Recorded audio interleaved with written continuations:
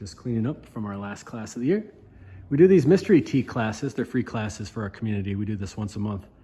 And it's a really awesome way of learning about the plants. You know, you can learn about plants through the books and through what I speak and committing these things to the file cabinets in your memory, or we can do this other way where we devote ourselves through communication and presence in order to build the relationship with the plant. And so that's what we do. I make a carafe of tea here, a pot of tea, and pass it around to everybody, and I don't tell them what it is. And we just talk about what we're experiencing. And eventually I reveal the name of the tea at the end.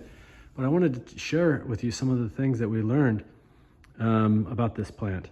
This is a really interesting one. I'm going to break this up into two parts here.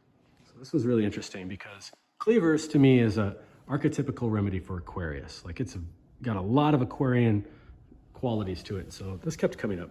Nothing from ankles to knees. Like they felt like all of the tension was gone from the ankles to the knees, as if they were floating.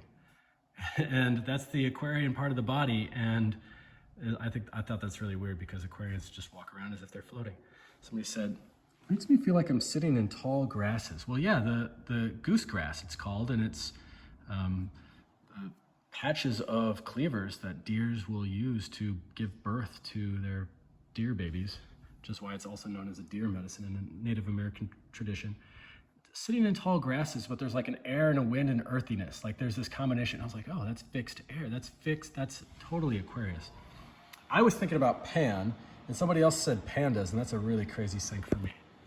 And over, people felt like just by holding the cup, so you don't even have to consume the tea. We first start by just holding the tea, and then we smell it, and then we taste it. But the first part of the exercise, the whole group was like, I'm feeling tingling. I feel like I'm vibrating just by holding the cup. It feels fuzzy to me. Well, this is a plant that I call the fuzzy testicle plant, but it has a fuzz to it. It's very, electric. It opens up the electrical channels of the body, all this Aquarian stuff.